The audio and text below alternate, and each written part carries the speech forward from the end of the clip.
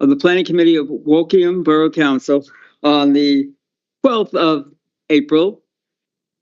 The meeting is being held as a hybrid meeting with committee members present in the room this evening, whilst some of the officers will be attending the meeting in person and some be connecting via Teams. The meeting is being live streamed on YouTube. My name is Councilor Rochelle Shepherd-Dubé, and I chair the meeting. The Planning Committee consists of 9 elected borough councillors who are supported by a variety of professional offices. This is a quasi-judicial committee with formal set procedures that must be adhered to. Firstly, the planning officer will speak about the application, and then only those speakers who are registered to speak will be invited to address the committee.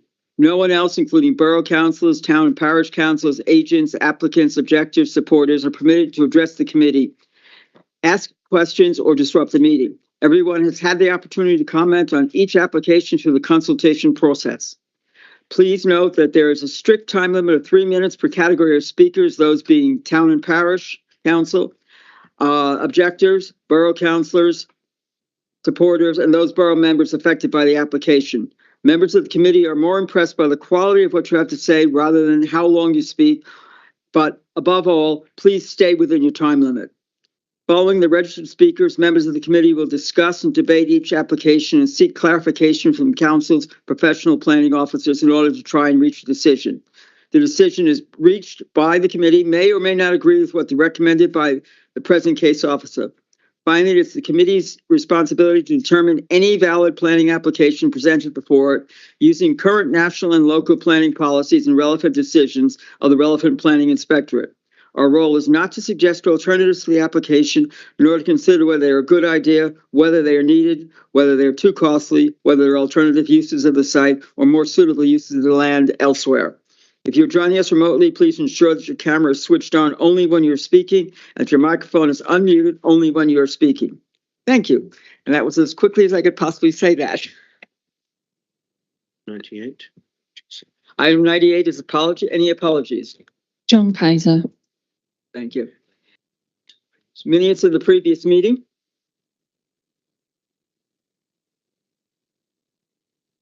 Would anybody like to propose the meeting minutes? And second, thank you. Yeah, all those in favour? All those in favor? Declarations. Any declarations of interest? Yes, David. Chair, with reference to item 108, which is application 211335, as ward member of Finchampstead South, I did originally request that this application be called in, principally on grounds to do with potential conflict with the emerging Finchampstead Neighbourhood Development Plan. However, after I had done so, I had conversations with the officer concerned, and particularly with Marcia Head, and we came to the conclusion there probably wasn't a great conflict with the provisions coming forward in the Finchampstead Neighbourhood Plan. And so I withdrew my request for the meeting to be called in, although another councillor had maintained that.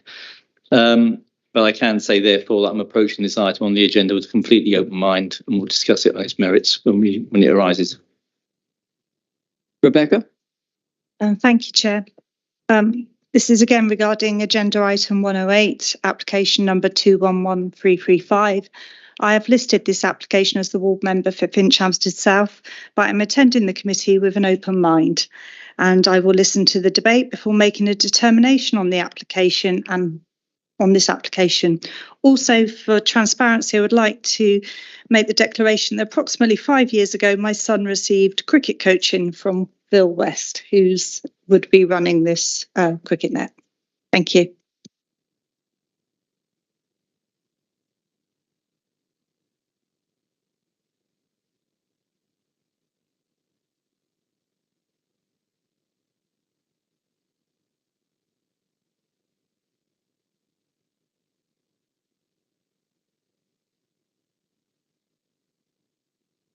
Andrew Fletcher is the officer involved. Andrew, would you like to present? Good evening. This is an application for a partial extinguishment and partial diversion of Shinfield Footpath 14. I'm just going to share my screen.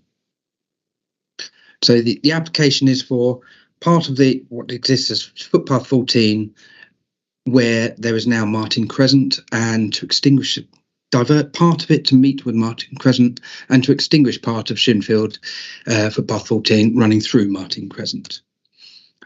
The site location is just to the east of Ryish Green, where there is an existing footpath, as you can see, and it links with Shinfield footpath 13.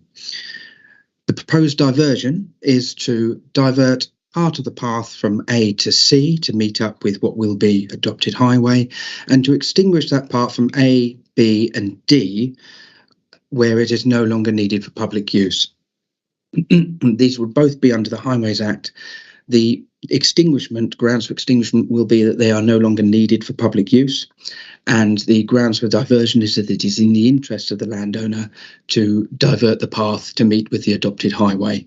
It's considered that the legal tests for the extinguishment and diversion have been met, and it's recommended that the diversion and extinguishment orders are approved. The committee is recommended to authorise the making of the extinguishment order and to deal with any objections that are received, and if there are any objections received, send the order to Secretary of State for confirmation. And similarly for the diversion order, that authorisation is given for the diversion order and to deal with any objections or to send them to the Secretary of State as necessary. And on to there. And I will put it to the committee if there's any questions that you need. Anybody else like to speak? Andrew wants to speak. Anybody else? Yeah. Andrew, Al, and then David. Good, thank you, David. I'm very happy with the report and your recommendation. It does seem as though footpath 14 is no longer needed for public use because alternative routes of a very similar length are now available on footpaths within the estate. But I do have one question. On page 20 of the documents pack, there is a letter suggesting a bridle way link from path 14. I haven't been able to determine the reason why that letter is included, and is it something that can be considered as part of this application? Thank you.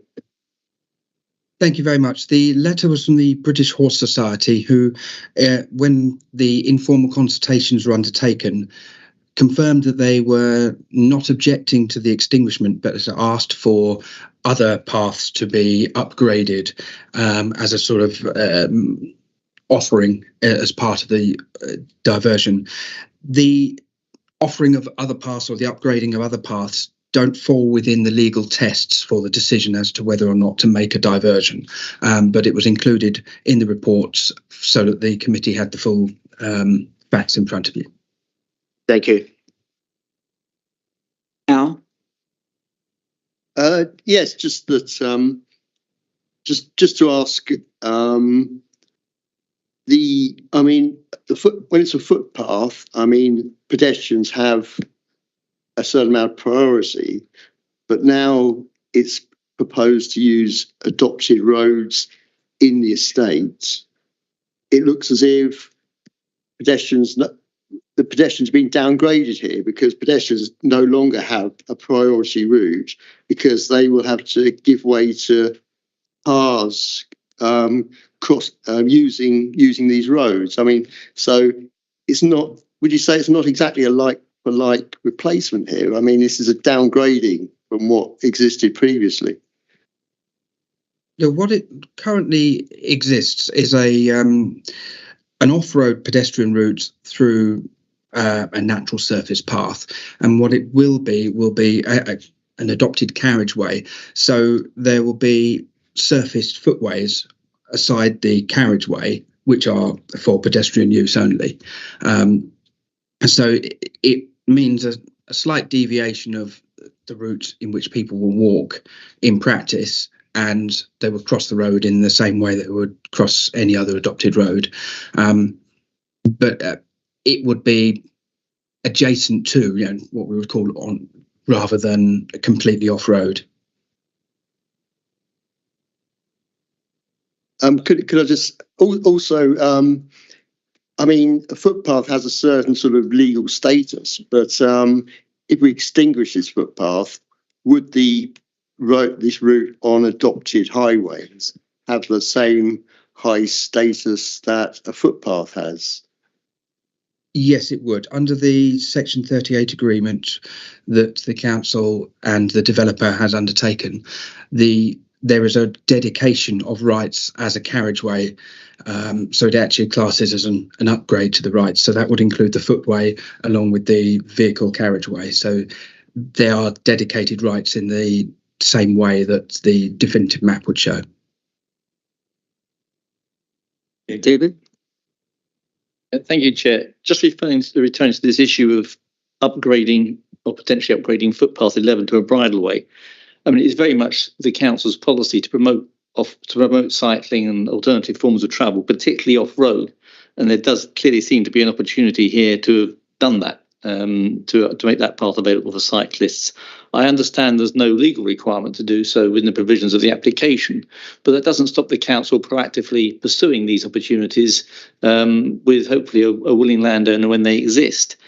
I understand the point made in paragraph 19, section A, about waiting or the dependency upon other reserved matters. How do we make sure this is reconsidered at that time? In terms of any diversions, we do actively work with developers to achieve upgrades to paths, particularly as those identified in the Rights of Way Improvement Plan. One of the issues that we've had on here is that the agreement for the outline planning permission for this site was much earlier and wasn't considered at that particular time. In terms of bringing it to the committee, we're not able to say that the extinguishment and the diversion could be conditional on an upgrade to bridleway rights for other paths that are unaffected by the proposed orders, and that's why it's been recommended that this is considered separately. We do have ongoing engagement with the planning department to ensure upgrades and to bridleways as part of the normal planning process. Stephen? Thank you. I think we can all agree that the relevant part of footpath 14 has to be extinguished. The right to use it has to be extinguished, as it will now run through people's gardens. So I think in practical terms we have to accept that, and I think in practical terms we have to accept the solution that's been come up with for the diversion. Just to pick up on Al's point about how this might now differ from a footpath and a right of way on a footpath, because it's using pavements next to residential roads. It is worth saying perhaps that there are many footpaths that have to cross residential roads or cross roads, and so I don't see a necessary conflict here, and I will support the application. Lastly, myself, I'm wondering about the bicycle path. Now, this footpath also has bicycles on it. You mentioned that the footway on the side of the road will be exclusively for pedestrians. Where will the cyclists go? Will they have to be on the footpath? Will it be shared? Will it be on the road? Will it be a separate area for them? There hasn't been any specific provision made for cyclists as part of the proposal. The existing footpath as it is does not have any rights for cycling on it. So there hasn't been any corresponding rights transferred over to the adopted highway. The adopted highway, however, does have cycling rights to cycle along the road as every other highway does, carriageway. But there hasn't been anything specific made in this proposal. Stephen, you've made a proposal? I have indeed made a proposal that we accept the officer recommendation. Seconder? All those in favour? The officer recommendation. Of the officer recommendation.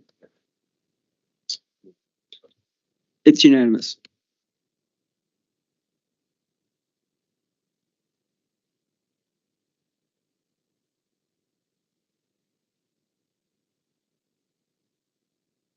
Andrew, it's yours again for footpaths 11 and 12 divergent again.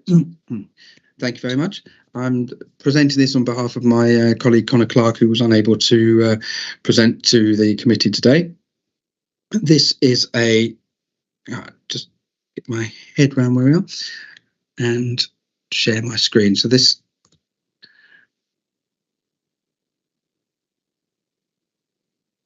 is I've done through Shinfield 14. This is a Shinfield footpaths 11 and 12. It's a proposal to divert part of footpath 11 Shinfield and part of footpath 12 Shinfield under section 257 of the Town and Country Planning Act. And this is to enable approved development to be carried out.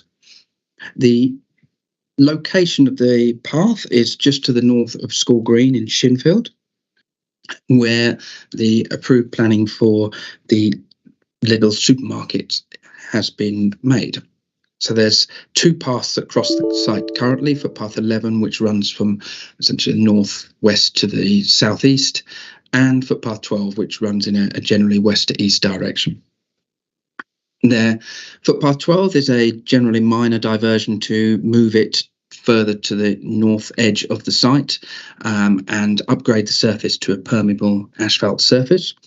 And footpath 11 is a little bit more complex, where it's taking a slightly more circuitous route and with the inclusion of a set of steps to get around the existing gradients on the site.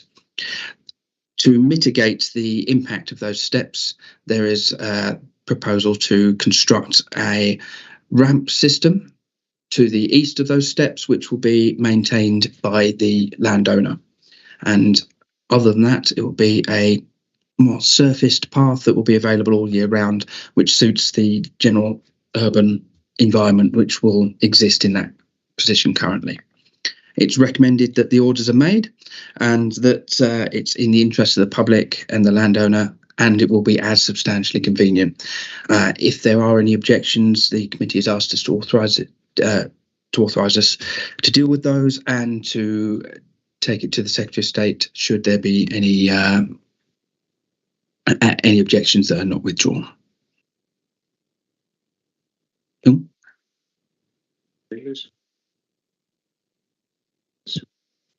Okay, Stephen. Thank you very much, and thank you, Andrew, for the presentation of this and the previous application. This seems to me to be a relatively minor change in the footpath pattern in Shinfield. The provision of the ramp is very welcome. That will actually make it easier of access to people who find steps difficult. So I see no reason why we can't support this officer recommendation, and I would propose we do so. Second. We have seconders. Okay. All those in favor of the officer recommendation? That's unanimous. Thank you.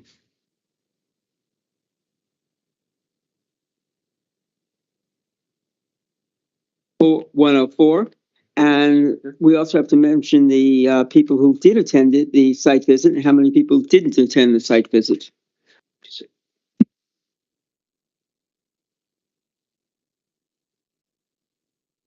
Security starts. Site visit. I attended the site visit, Al attended the site visit, Rebecca attended the site visit, and Andrew did, and the rest of you didn't. That's all I can say. The officer presenting is And the officer presenting is Sanjiti. Thank you, Chair. So the application number is 222513. The site is Lawrence Centre at Oaklands Business Park, Wokingham. The proposal is full planning application for the proposed erection of 3-number general industrial units, which is use class B2, and associated changes to the existing parking spaces. The application is presented to the Planning Committee as it was called in by Councillor Sarah Kerr on potential neighbour impact grounds. This is the site location plan. As can be seen, the site is within an existing business park and shares its western boundary with the residential properties at Blackgrove Drive. This is the aerial photo of the site and its surroundings. This is the existing site layout plan. And this is the proposed site layout plan. As can be seen, the proposal comprises of the construction of 3 new industrial units, 2 as an extension of the existing building and 1 in the opposite side as a standalone unit. These are the proposed elevations. As you can see, both units closer to the boundary with the residential properties will have reduced eaves height and ridge height. The eaves height is 4.2 meters and ridge height is 6.27 meters. This is the location of the proposed extension, that is the 2 units. This is the location of the standalone unit. And this is the relationship between the existing building and 91 and 93 Blackgrove Drive, the residential properties. The main issue is the impact of the proposal on neighboring residential amenity. The units closer to the neighboring boundary will have a ridge height of 6.27 meters, which is similar to a chalet bungalow. The Borough Design Guide SPD recommends 12 meters back to flank separation for 1 to 2 story properties. The proposal will comply with this distance. Additionally, the relative orientation of the proposal in relation to the neighboring properties would result in limited overshadowing at the bottom of the gardens. This is not detrimental to warrant a refusal. The proposal doesn't include any windows in the side elevation and no overlooking is expected. Potential noise impact is minimized by condition 4, requiring submission of noise assessment report and installation of any mitigation measures if required. Whilst the proposal will result in reduction of the total number of parking spaces, remaining numbers comply with Workingham parking standards. Consequently, subject to the conditions as set out in the committee report, the application is recommended for approval. Thank you.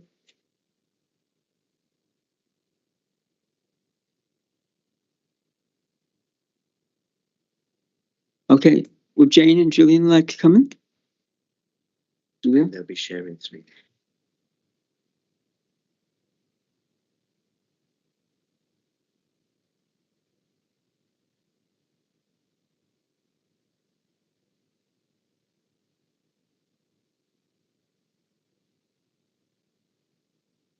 Would you please turn on your microphone as well? There's a little button right in the middle.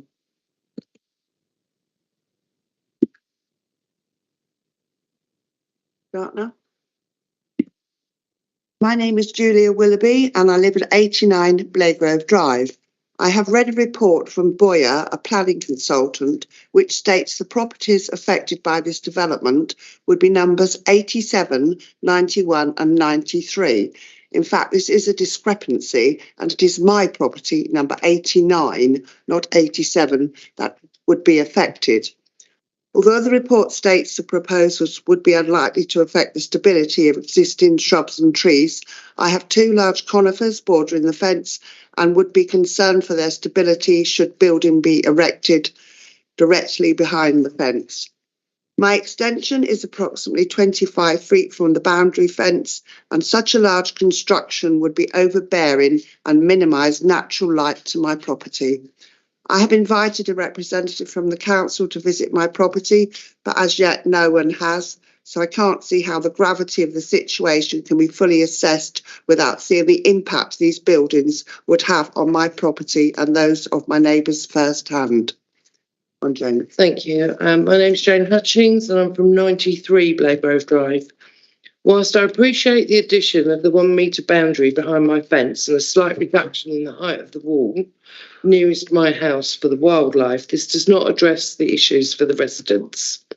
The wall will be overbearing, dominant and claustrophobic, and this will be centred mainly across the back completely of number 93.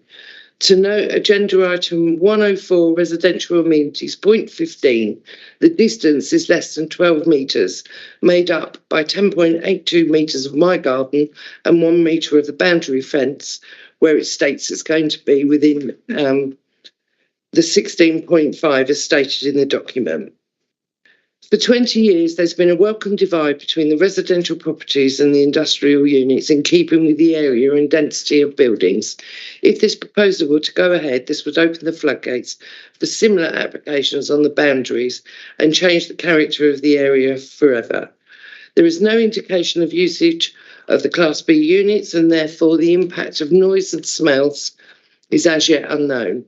Given the proximity of the entrances will now be at the boundary, uses and noise will have a bigger impact than today. The houses at the boundary will experience a loss of light and a reduction in morning sun. A ray of light survey was conducted without the knowledge of the local residents, which did not take into account daily and seasonal light level impacts. To my knowledge, no measurements have taken place inside the properties to fully appreciate the impact. There has been no consultation with residents, and this has felt like a fait accompli since day one. I would once again like to extend an invitation to you all to come and visit 93 Blagrove Drive to understand the potential. Could you finish up, please? Can you finish up, please? Yeah. And I'd just like to say, there is the Wokingham Council 2024 Community Vision, which talks about improving outcomes for residents and impacts for existing communities. Thank you. David Hall, the agent. And David Hall, the agent, is going to speak now. Sir. You're online. Good evening. Hopefully you can see me. Well, hear me is probably more important than seeing me. Right.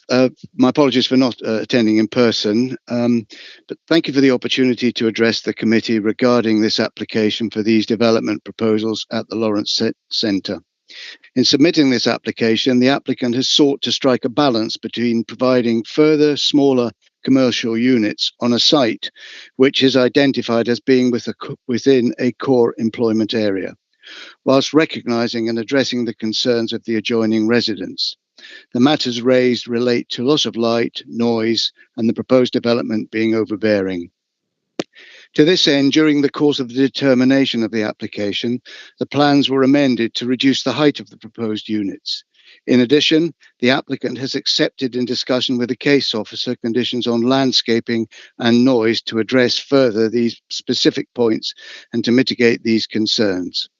More specifically, the matter of daylighting has been addressed by a report prepared on the applicant's behalf, which accompanied the application.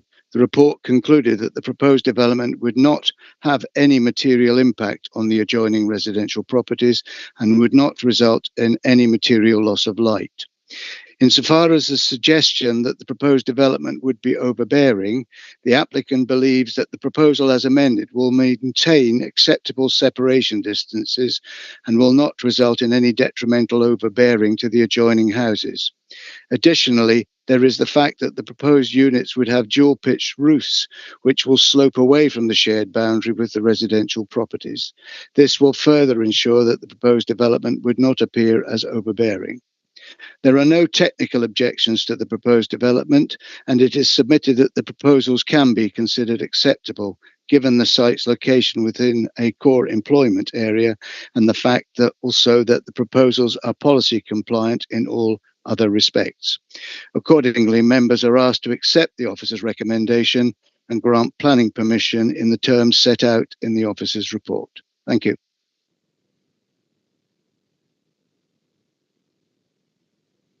Could you please go back to your seats? Thank you. Sarah. And Sarah, as the ward member.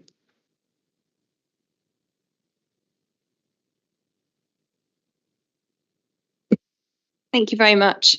I've listed this application on behalf of the residents of Blagrove Drive, and I'm requesting that you refuse this application, please. There are material planning considerations that allow you to do so. Firstly, in terms of the council's own core strategy, CP1 Sustainable Development, it explicitly states maintain or enhance the high quality of the environment. And CP3, General Principles of Development, states that development is of an appropriate scale of activity, mass, layout, built form, height, materials and character to the area, together with a high quality of design, without detriment to the amenities of adjoining land users, including open space or occupiers, and their quality of life. It's clear that this proposal falls down on these 2 points. The challenge here is that we have the Molly Millers area, which is classed in CP15 as a core employment area, abutting a residential area.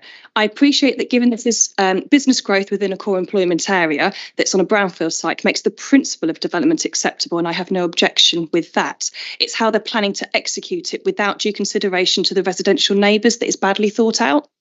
I'd like to express my annoyance as well that the applicant did not bother to reach out to the community before submitting this application. There's been a total disregard for the community affected by this development, and for them to say that there isn't a material impact on them, they're not the ones who are having to live there and put up with this. Despite the revision made to this application to slightly lower a building and add a 1 metre buffer, this does not alter the fact that this proposed development has a negative impact on the community. 1 metre is nothing, especially when you consider the scale of the proposed expansion, and what is proposed is still overbearing for the community who live on Bladegrove Drive. A new rights of light analysis report has also not been done. The first one identified that there would be loss of light to residential properties, but they didn't bother to actually check from the affected properties. So this is a major oversight by this applicant. I also was asked to withdraw my request for this to be called in due to the minor alterations to the application and the fact that not as many residents made representation on these minor alterations. I do not believe these alterations have addressed the problem, and I would ask that consideration is given to the fact that members of the public are not planning experts. Most people, having made representation originally, will not make a second representation for minor changes like this. So do not misinterpret this as them accepting those changes. It's quite the contrary, believe me. To make having an employment area work amongst a residential area like this, there needs to be a buffer. What is proposed removes that buffer and will seriously affect the character and quality of life of my residents, contrary to CP3, with buildings that are not appropriate in height and proximity and detrimental to visual amenity. I believe that the committee has material planning grounds on which to refuse this application, and I strongly urge that you do so, please. Thank you.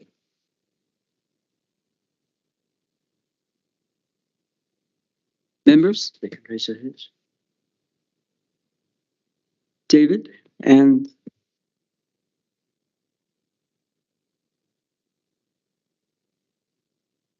Yeah, thank you. Could I ask the officer to show the map of the location again, the distances between the proposed development and the existing houses?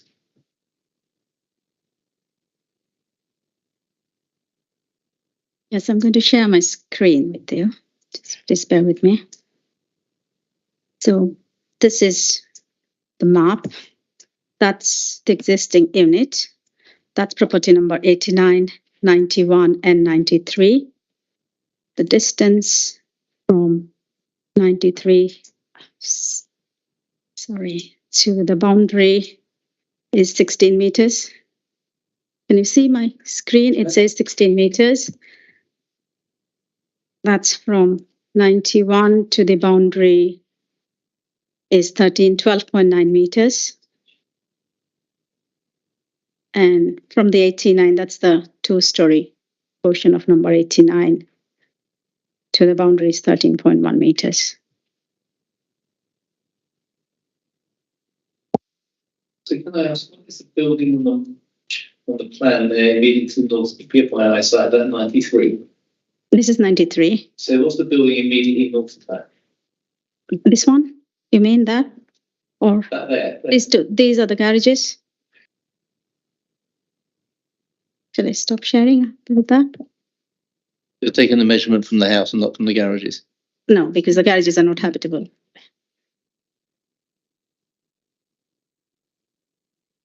But I believe there's an error in that map in that the extension, one of those properties, is not showed. So that's not actually how close it is to the boundary. So there's an error there. Judy, would you like to answer that? Yeah, this is the mapping system that council uses. This is our OS mapping. So this is the system you see the maps you find in the West as well. The standard mapping, we use that. Anything else, David? No, that's fine. Yourself. I do have a question. There's a much bigger building you showed on the map down towards the bottom of the shared screen. How far is that from the existing houses right now? Share the screen.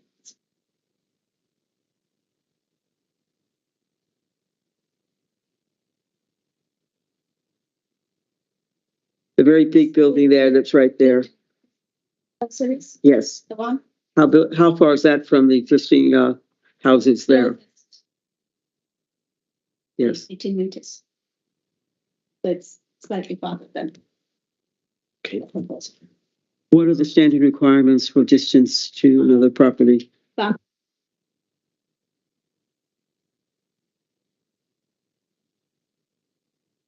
Thank you. Andrew? Thank you, Chair. I'd just like to probe this issue of separation distances a little further, if I may, Sinjuti.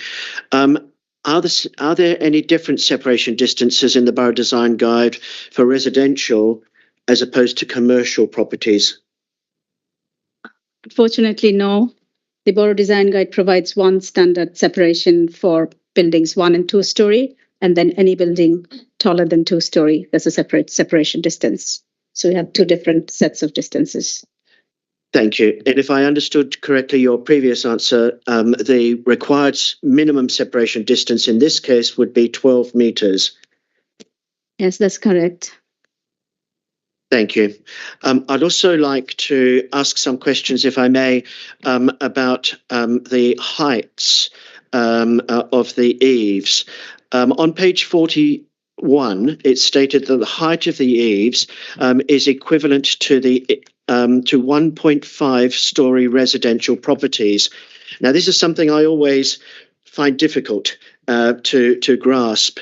Can you confirm whether a 1-story residential building is ground floor plus first floor, or is it a single story, i.e. a ground floor only property? And the reason why I'm asking this is because other properties in Blagrove Drive adjoining this site regarded as 1 or 2-story properties, and how much higher or lower will the eaves of the proposed buildings be compared to the ridges of those homes in Blagrove Drive? So for a 1-story property would be a normal bungalow, which has got only 1 floor and then a roof, but no rooms in the roof space. Whereas by 1.5 story, I mean like a chalet bungalow, which has a ground floor and then a first floor, but not as a proper full height first floor, but just room in the roof space. The properties in Blagrove Drive, my understanding is that they're full 2-story height buildings. They're not chalets. I haven't measured the height of the ridge of these properties, but my understanding being at the site is that they would be at least 7 meters, if not more. Thank you, Sinjuti. That's really helpful. And the third area that I'd like to question, if I may, is about residents' concerns, understandable concerns regarding the fear of loss of life, including shadowing at the bottom of... Light. Light, you said light. Light. Oh, Light. that's... Oh, right, that would be. It's very dark. Sorry. Okay. So could you please just confirm exactly how the light survey was carried out, and in particular the suggestion that's been made tonight, and I think it's included in the some of the residents' comments, that the homes affected were not actually visited. So on what basis, if that is correct, on what basis were these surveys carried out?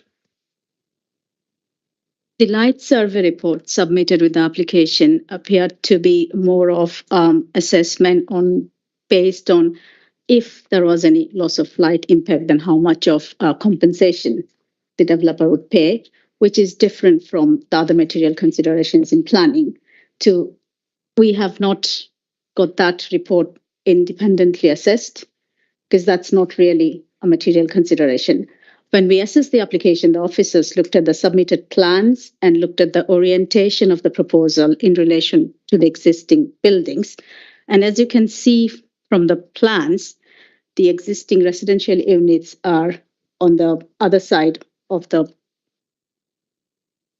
as in on the western side of the extension. And when we went to the site, also we have noted that the sun is mostly from the other side of the building. So it's normally the buildings will cast shadow on the application site and on the other way. It's only in the early summer mornings, it will get slight overshadowing. And that would be at the bottom of the garden, not near the residential habitable rooms. However, the officers understood the neighbors' concern. We negotiated with the applicants, reduced the height of the buildings closer to the boundary, and also moved the buildings 1 meter inside so that we still can have some space for maintaining these hedges.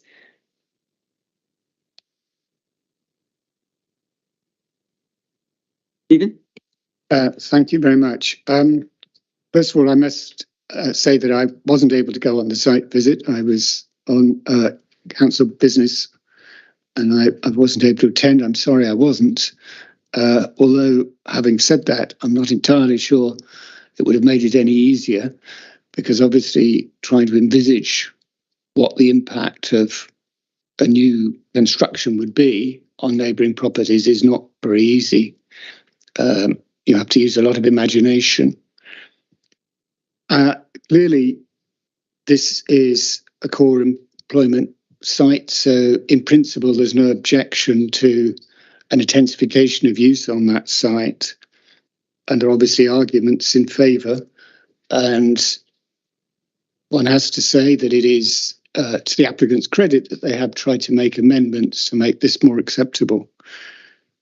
Having said all that, I thought Sarah Kerr made a very good point about the problems that you have with a core employment area right next to residential properties. And there is a need, if this is going to work as a relationship, for there to be a defensible buffer between the two. And this most clearly is going to be an erosion of that buffer. There's no question about that. The matter for the committee to decide is whether the erosion makes any material difference or whether it's acceptable. I have to say, although we've probed the question about the distances and compliance with the Borough Design Guide, the Borough Design Guide is just that, a guide. It's not a set of rigid rules. And we do need to take account of bulk and mass of buildings as well as proximity, because obviously if buildings appear as a great unbroken mass of a brickwork and roof, they can be more overbearing than if they're broken up. Now, in this case, there is clearly some stepping down, which is a plus. But whether that stepping down is sufficient to overcome a sense of a dominant built form close to the boundary is, in my mind, highly questionable. So I'm yet to be convinced that this will not have a negative impact on the amenity of neighbouring residential properties and the residents who live in them. And I'm a little bit concerned that we may be making a decision on the basis of a set of plans that don't seem to have taken account of the extension to those residential properties in Bladegrove. And those residential properties, I imagine those extensions are habitable rooms, so they're bringing it closer to that new built form. I feel slightly awkward about even suggesting that it might be good to actually see this from the perspective of the residents in Bladegrove Drive, and particularly number 93. I feel awkward about it because I didn't actually go on the original site visit. But I would feel more comfortable about making a decision on this if I had a sense of what this looked like from the perspective of the residents in Bladegrove Drive, and in particular in number 93. Becca? Thank you, Chair. This was one site visit that I did find incredibly useful from attending. Stephen, if you visited the site, it is very obvious the size and scale and mass of this proposed building and how close it is to the boundary. It was literally a 1 meter boundary. When you actually space that out when you're walking, the gap between the end of the properties is so small. And there is already trees and growth at the end of those gardens, which would be they would be impacted. But I understand you've got other buildings further up the site which are similar within similar distances. My big concern again is exactly what you've said, Stephen, is this discrepancy about maybe a survey that was undertaken about the light based on the drawing that we've just seen here. Was that done off a computer program? It wasn't actually done at the perspective of the residents that actually live in these properties, with this extension that potentially comes off the back of the building, and how that would impact that the light into their properties. And I think there could, without knowing those facts, trying to make that kind of decision, it is concerning to me that we could be missing an actual detrimental impact to these residents on their properties because we don't have the actual facts. It is very clear this is a large scale against these properties. It's very clear. So I think if we're going down any kind of decision, we need to have these facts very clear with us about the distance from the actual conservatory, whether we're classing that as part of the property or not. Now, Well, I just had a question about because what we haven't got here on the planning history is the original planning application for the site, and we don't know whether there were any conditions applied then about separation. I don't think that's in the report, and there's nothing here. Do we know whether there were anything from the original when the original business park was built? I am not very sure. I'll have to go back and check the planning history card because these are pre-1998 permissions. So that means that we don't have this information available online. Sorry, I should have asked for that before. Sorry to bring that up tonight. I actually can share the aerial photographs, which is latest, and that shows the distance from the extension, if that's okay.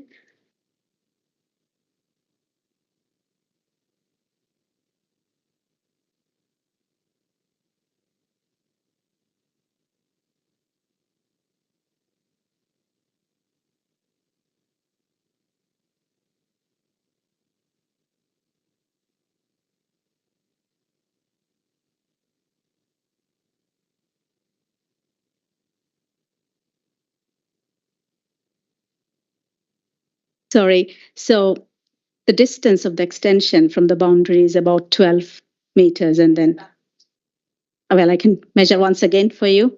You can see it here. So that's the extension. This is the boundary. It's 11.9 meters. At this moment, you can see it on the screen. And then it's going to come in further meter. So it's 13.5, as I said.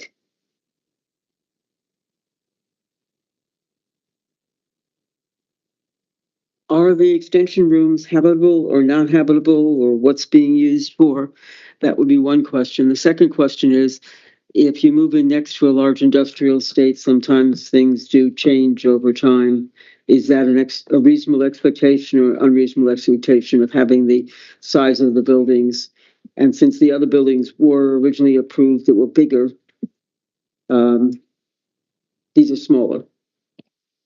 Yes, so because there was no conflict with the separation distances, I didn't check whether these extensions are habitable or not, but I suspect it's a single-story extension, probably a kitchen diner, kind of ground floor single-story extension. It's a habitable then. But if you're correct, these extensions would be lesser in height compared to the existing buildings and other extensions in that area, sorry, other units in that area. I know not normally, but we have the resident here. Can we at least find out, since you didn't check? So, yeah. We can find out. Please bear with me. Wayne? I need 10 duty for this. Oh yeah, sorry. Can you go back to your draft logic? That's the calculator you're using on there, is it? Sorry, you when you're measuring. Yeah, sorry. Yeah. So you've answered one question and I think we're in agreement that the existing buildings are about 7.5 meters because that's a standard 2-bed house with a pitched roof. We're in agreement. Yeah, 7.5.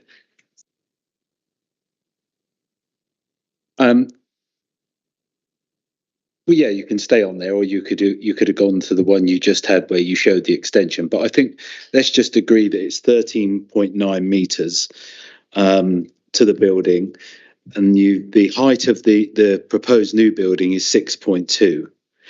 But I thought, and we had one a few years ago on the planning committee where the BRE do a very good calculator where you can put in heights and it can give you all the shading and the loss of light, etc. Has that been done on this? I have done roughly, but as I said, because of the relative orientation, these buildings are on the western side of the application side. Most of the time, the shadows would fall from the residential properties to the application site. Right. It's the other way.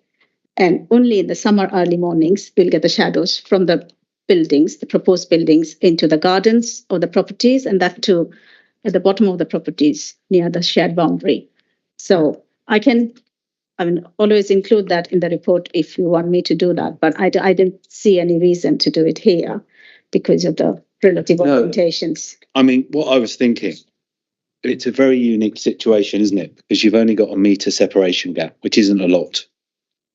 And you're suddenly at 7.5, 6.2.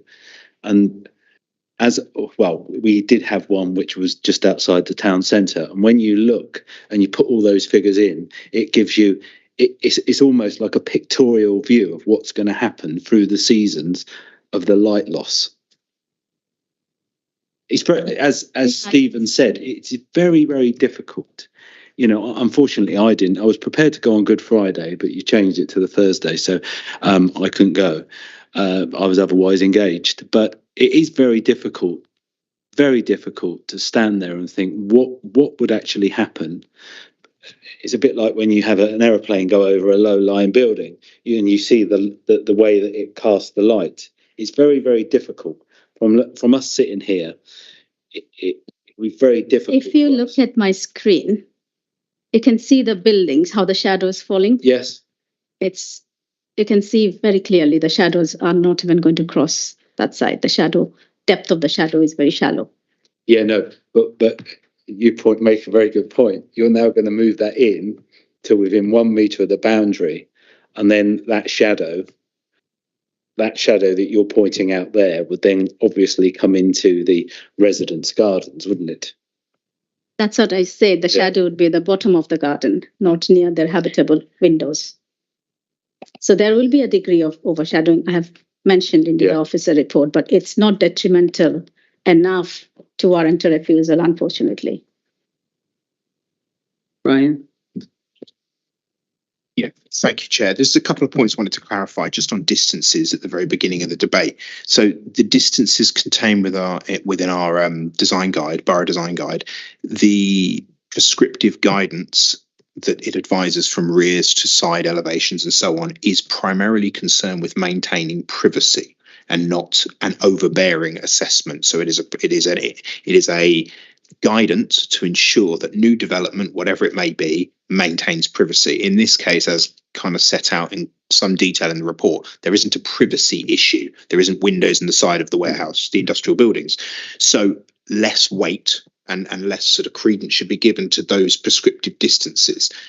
Then it comes down to an assessment which the officer report has gone into about the relationship, where the sun rises, where the sun sets, the height of the building, its eaves, the boundary, the landscaping along the boundary. Okay, the level of overshadowing as shown by St. Duty's satellite image from the building, but also from the vegetation that is at the end of the garden that will remain.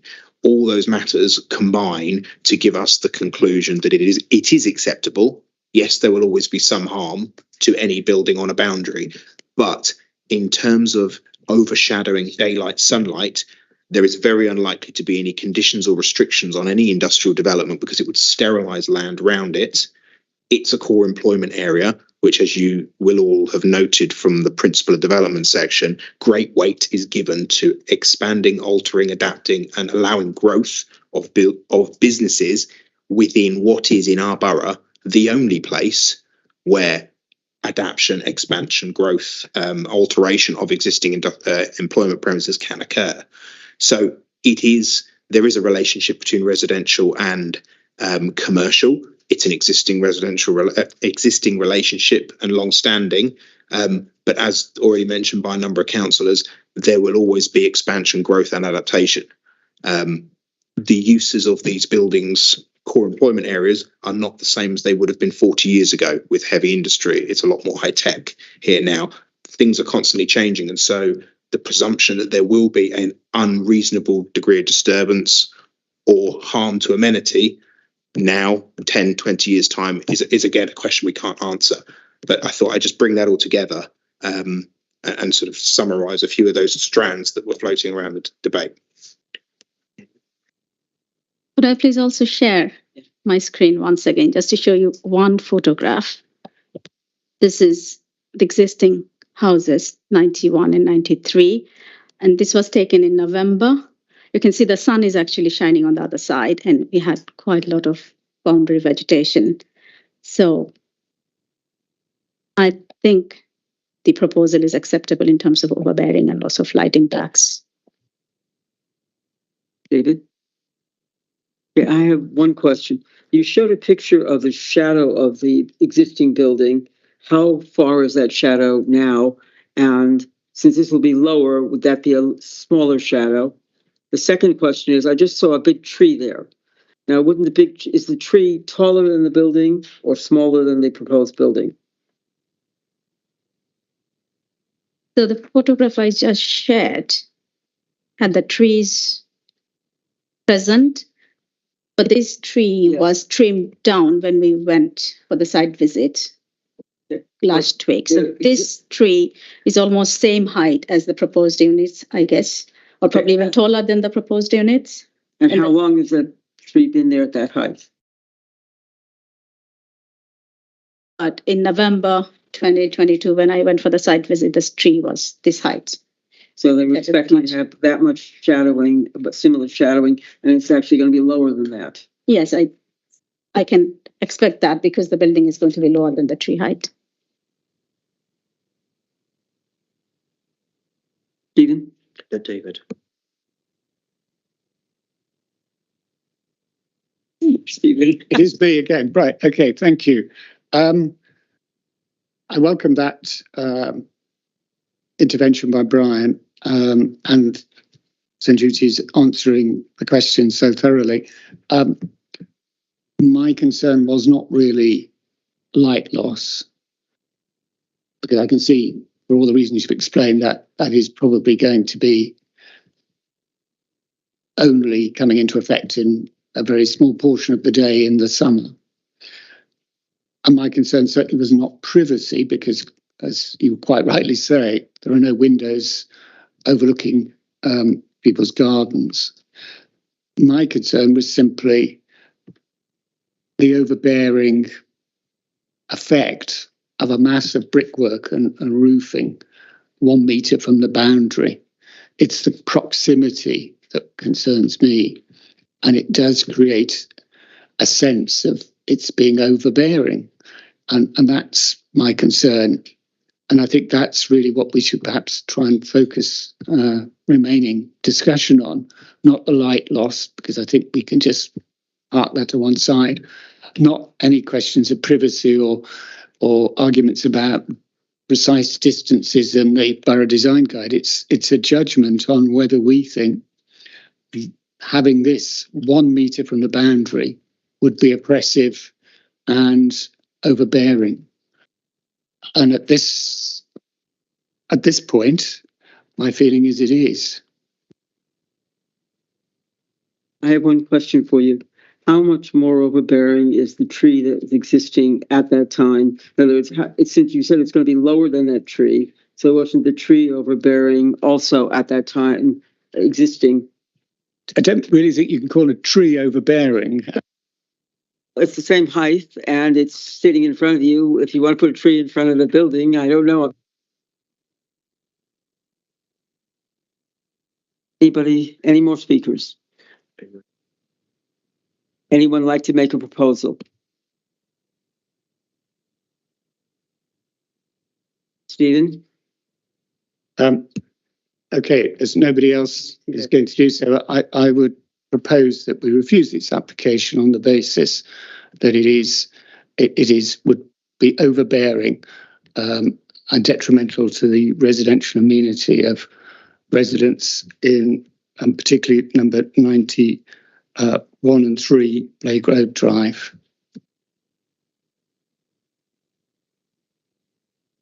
Is there a seconder? Becca? I'd be willing to second that. All of those in favor of Stephen's proposal?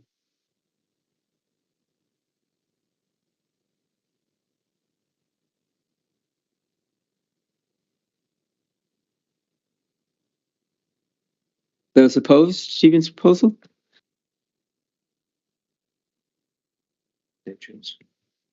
Any abstentions? Chris? Okay.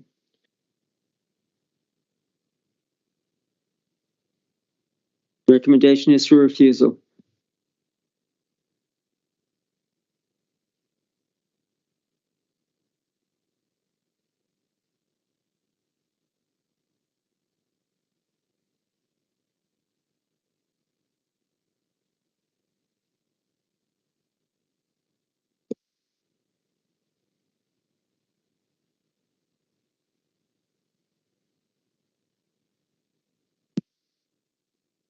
Okay, the next application is application 105, application 223613 for the Piggott School. Stefan. Excuse me, speaker. Stefan is going to be doing the information. It's going to be. Chair.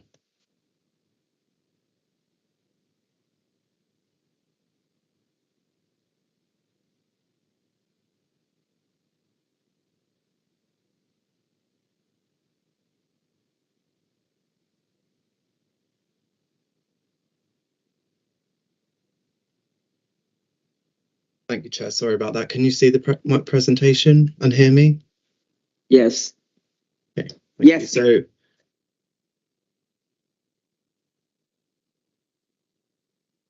So this application 223613, it's a full application for a proposed new multi-use hall, extension to the existing science block and the retrofit and repurposing of the existing dining hall into a new admin block and construction of 4 new netball courts at the Piggott School in Moorgrave. The proposal has been submitted by WBC and has come about due to the need to find places for 210 new pupils at the school, including 60 new sixth formers.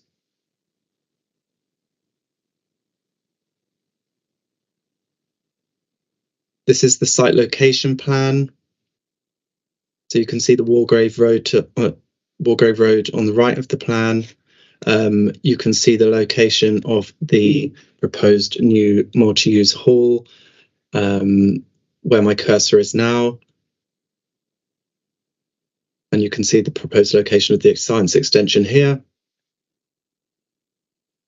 And the location of the new netball courts here.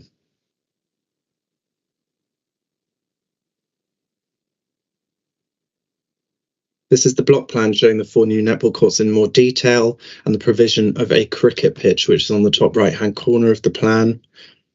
The existing netball courts would be converted to provide additional parking. Sport England have been consulted and are happy with the proposal, subject to the conditions 19 and 20 requiring detail of the netball courts and a community use agreement to be signed. The existing netball courts are here, which would be used for parking. This is an overhead image of the site.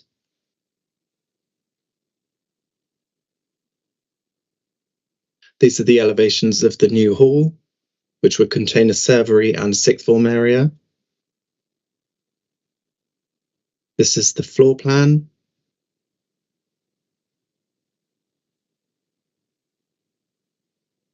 This is the proposed extension to the science block. So the extension is in this area here.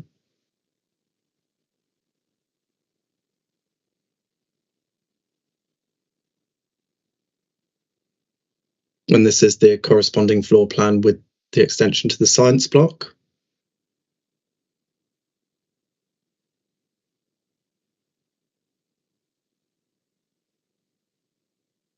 And this is the existing servery, which would be changed to a drama studio and some offices. I haven't shown you the elevations, as there would be minimal changes to the outside of the building. These photos show the location of the new hall, as we've looked at the block plan, but just for clarity, this photo shows the location of the new courts. And this is the location of the science block extension. And this is the servery to be converted. To conclude, the application is recommended for approval subject to the conditions outlined in the committee report. The proposal provides for 210 additional pupils at the school. Great weight has been given to the need to expand the school, which constitutes a very special circumstance and justifies the development which is in the Greenbelt. Thank you.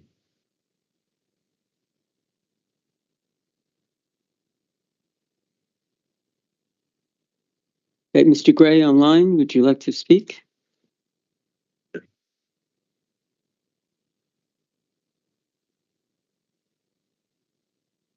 Okay, Stephen. Thank you. As Stefan says, this application is in the Greenbelt, and ordinarily, of course, we would not allow development in the Greenbelt. But there are special circumstances that come into play in Greenbelt policy, and it would seem to me very clear that in this case, those special circumstances operate. And the special circumstance here really is the public good, the expansion of the school to give it greater capacity and to ensure local children are able to attend their local school is a very important consideration in my mind. So I'm strongly in favour of this application and will be supporting the officer recommendation. Andrew. Thank you, Chair. Councillor Conway has quite rightly alluded to the principle of only allowing development in Greenbelt under special circumstances, and he has cited a number, of the very special circumstances that clearly show, that this is in the public interest and that this should be given a heavy weighting in our deliberations.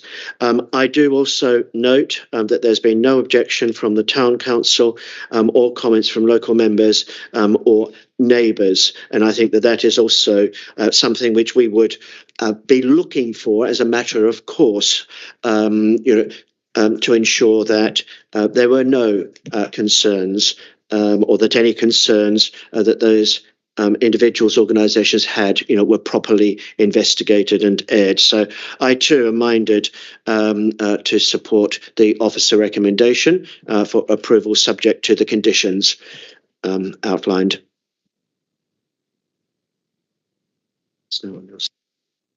Wayne. No, I won't go back over the Greenbelt issues because I fully support Stephen. This is desperately needed, and I fully support it so we can get on with it. Is it proposal? I propose that we accept the officer recommendation. All those in favour? That's unanimous. The next one is presenting. Redham House, Brian? It's Stefan is presenting again. Stefan? Okay, one moment. Let me just set up the presentation.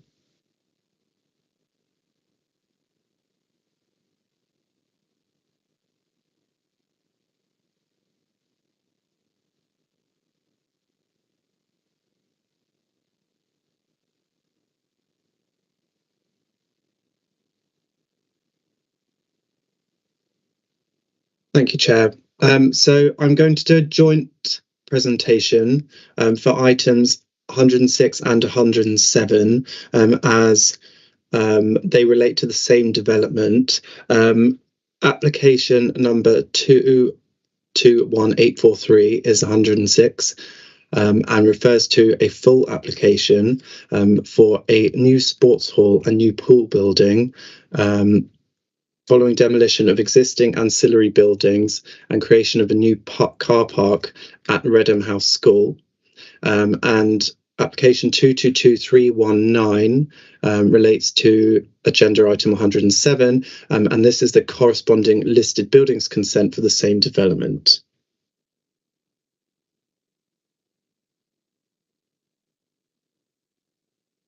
So this is the site location plan. I hope you can see clearly enough. So this shows the Redham House School site, used to be Bearwood College. You can see the main mansion house here. And this is the collection of 20th century buildings which have been added piecemeal over time when the school was still Bearwood College.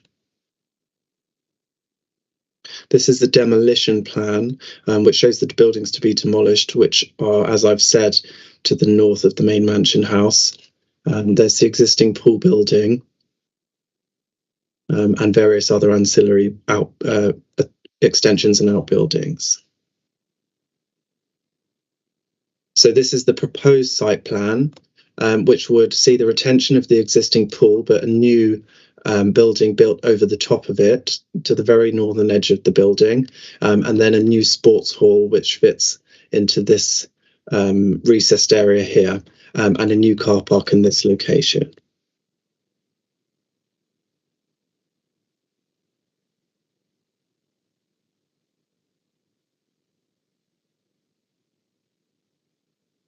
These are some photos of the existing site.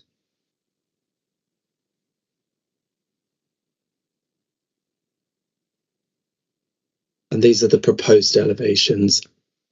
I do have the existing elevations here, which we can go back to if necessary.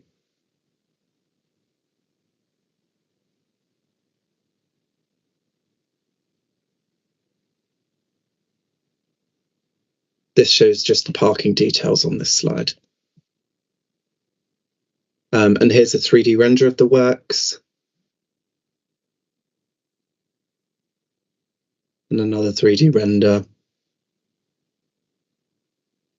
So the proposal is considered to accord with the relevant policies contained within the NPPF, as well as WBC's adopted core strategy, and is recommended for approval. The full application is recommended to approval subject to conditions and a legal agreement within 3 months of the date of the resolution, relating to a employment skills plan, and the listed buildings consent is recommended for approval subject to conditions.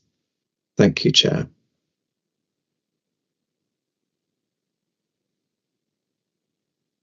Members wishing to speak? Stephen. Becca? Just from personal experience looking at these buildings, this actually would be a huge improvement for the site.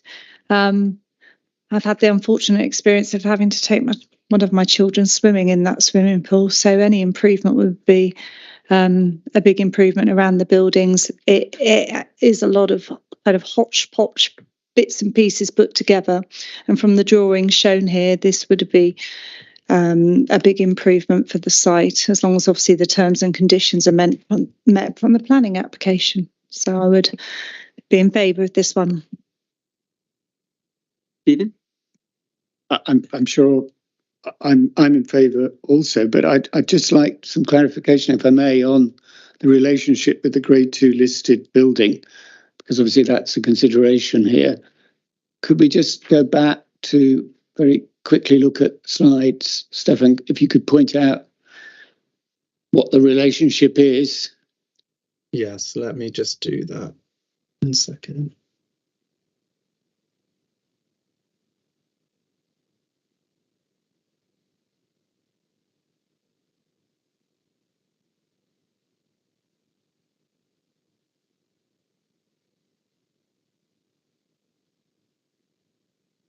So this is the best plan to show you, really. So the whole, as far as I understand it, the whole building, including the parts of this building to be demolished, are listed by virtue of being attached to the old mansion.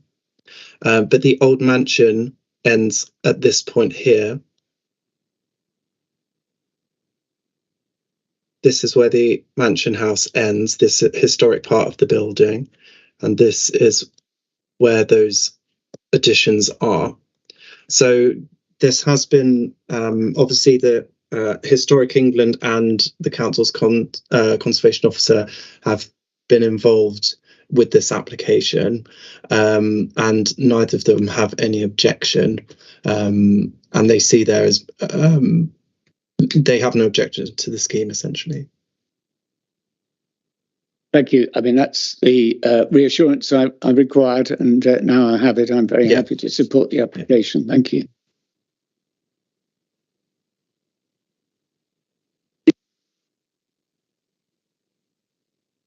Proposal? Andrew? Thank you, Chair. I would like to propose that we accept the officer recommendations for items 106 and 107. Second. Okay.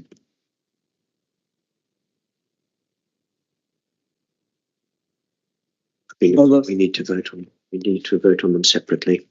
Okay, we need to vote on them separately. So my proposal will be that we accept the officer recommendation for item 106. That's 221843. That's been seconded. Yes, all those in favour? All those in favour? That's unanimous. Good. And Chair, I'd also like to propose that we accept the officer recommendation for item 22219. Okay. All those in favour?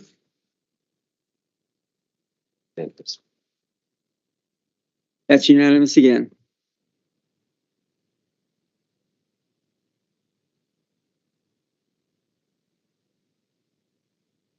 And the last application, 108, 211, 335, land adjoining Linfield House, White Horse Lane, Finch Hampstead. And Mark is the officer. Thank you, Chairman. Hopefully everyone can see the slides okay. So this is a full planning application for the proposed change of use of a section of agricultural land to a recreational all-weather cricket track and wicket with mobile cricket cage, plus fencing, parking and associated works. I'll just give a brief presentation, and then afterwards I'll just give a very quick summation of how we've got to where we are now, which members might find helpful.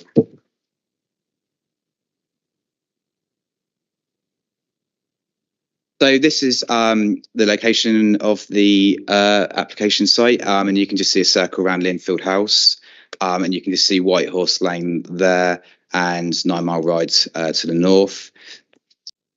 Zooming in a bit, you can see White Horse Lane to the left of the picture there. The area in red is where the proposed cricket strip would be. The area to the north is where Linfield House is now, and I've got some aerials just to show you that in a bit more context.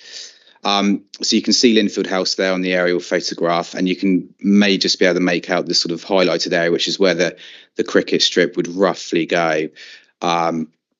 You might be able to see in the top left that you can just see that would be Wheatlands Farm, part of that. And also in the top right, you might just be able to see the byway just there, which I've got some photos from in a moment. So this is zooming in a bit further. Again, I've just got the block plan for a bit of context. And you can see roughly where the cricket strip would go. There was a point of clarification to make here, and that's the fence as it is not where it should be in terms of what was approved. So that's why there's a slight discrepancy on the plan to the left. If you can see, the sort of outline of Linfield House should actually terminate further to the north, whereas the actual boundary is further to the south, where it is now. But it is correct in terms of what we've described the application as, is that it is a change of use of agricultural land. It's not a change of use of residential land, because that's unauthorised. So hopefully that clarifies that, but I'll happily answer any further questions on that.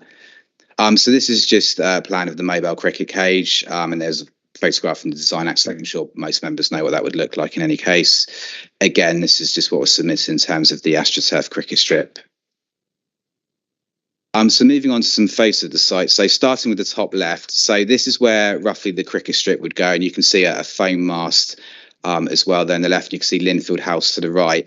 Again, the fence should be further to the right. So even though it looks like residential garden, the lawful use is agricultural land. Moving to the top right, on the top left picture, that's looking towards Whitehorse Lane, just to be clear on that. And the top right picture is looking the other way, so that's actually looking towards the byway. And the bottom left picture, the two bottom pictures, they're roughly where the parking area would be. Again, you can see the mast in the bottom left one, or the base of it in any case. Moving on to the bottom right picture, this is sort of taken with my back to the mast and just sort of looking that way, and that's where the proposed parking area would be.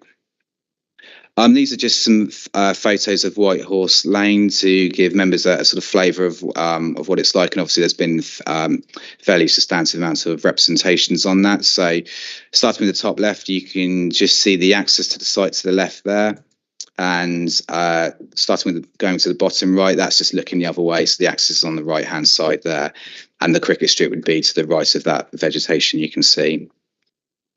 So this is taken from the byway. You can maybe just look at the small plan in the bottom left corner. The blue line is where the byway is, and I've just put a ring around Linfield House just to make it a bit more apparent. So the cricket strip would just go to the left of that, and this is just another panoramic taken from that bridleway. Sorry, bridleway, not byway. Just to clarify, it is a bridleway.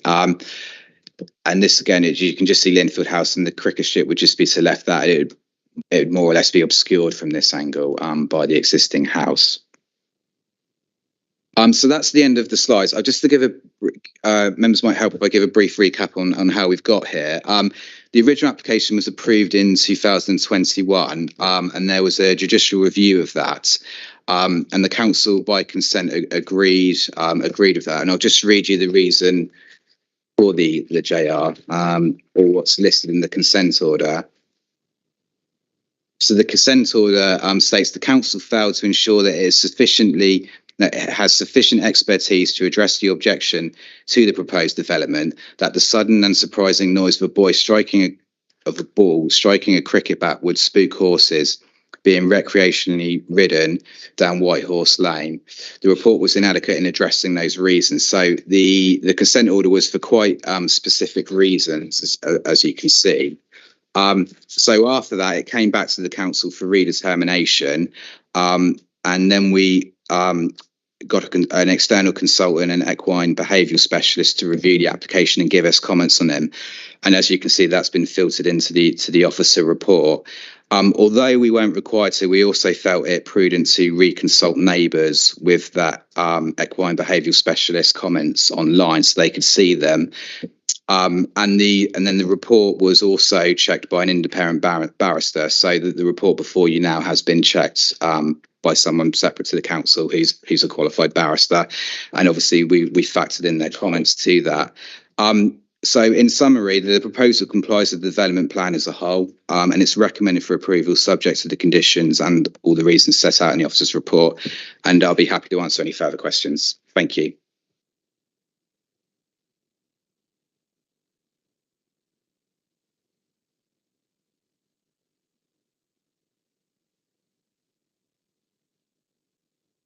David and Patty are here when you're speaking.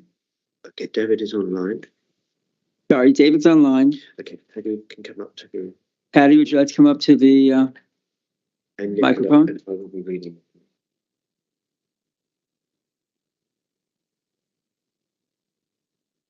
Are you wishing to read the statement, or would you like one of us to?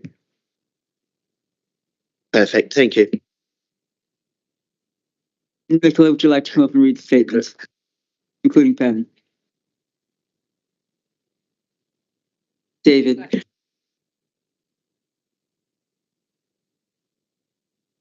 All of you will share 3 minutes total. There he is. Okay. Would you like to come up, please? Would you like to come up, please?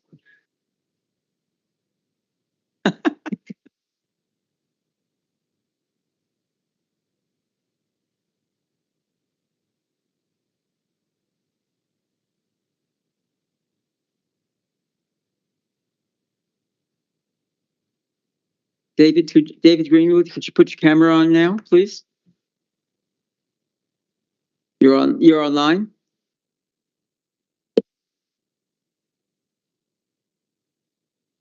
Two of you will share 3 minutes. Whenever you're ready. Good evening. The square at all the cricket grounds listed in the document pack is placed 60 to 150 metres from the nearest road, bordering fairly straight roads or in cul-de-sac locations. Twyford has practice nets placed at 15 metres from the nearest road, a long straight offering very good visibility. Last week, I emailed Alan Hiscox, BHS Director of Safety, asking for advice. This is a quote from his response. Without having visited the site and seen the layout and proximity of the nets, it is, in my opinion, misguided to comment on how horses may or may not react to this particular sound stimulus. I also disagree that all horses can be desensitised to sound.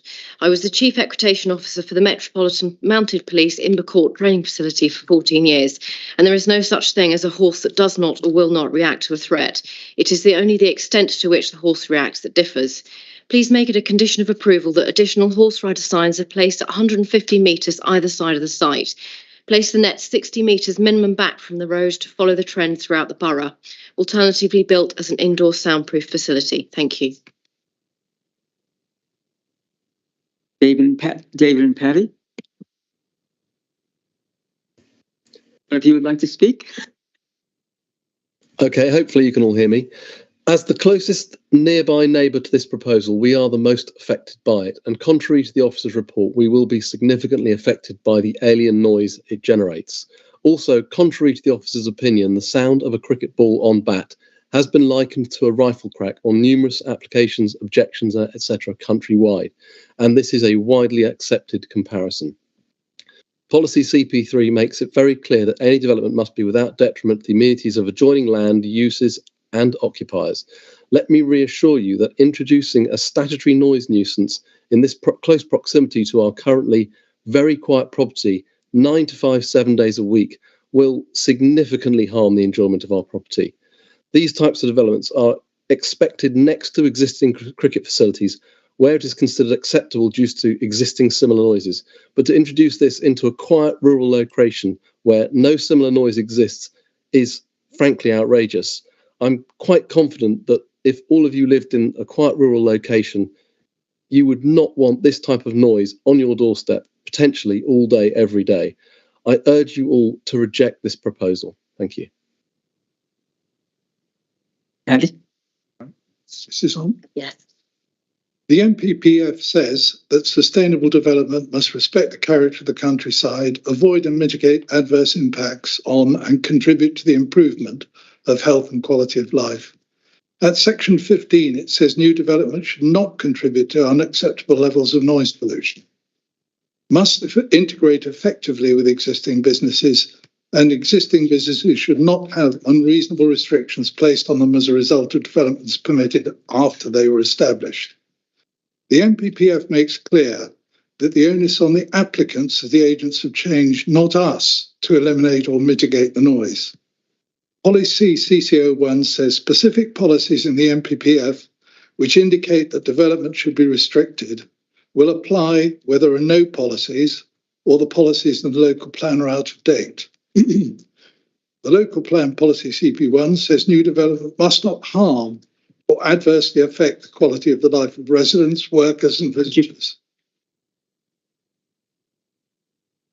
You're running out of time. Could you please sum up? Sorry, policy CC06 says new development should avoid areas where noise may impact upon the amenity of existing and future occupiers.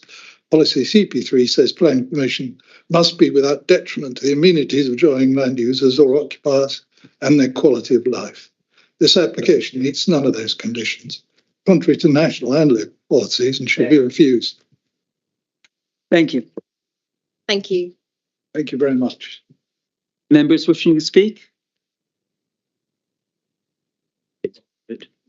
David, Al, David, Rebecca, Al, and Wayne. David, Rebecca, Al, and Wayne. Rebecca. I'll let. The land adjoining Linfield House in Finchampstead, I would say, sits in one of the most arguably scenic and iconic green spaces in the parish.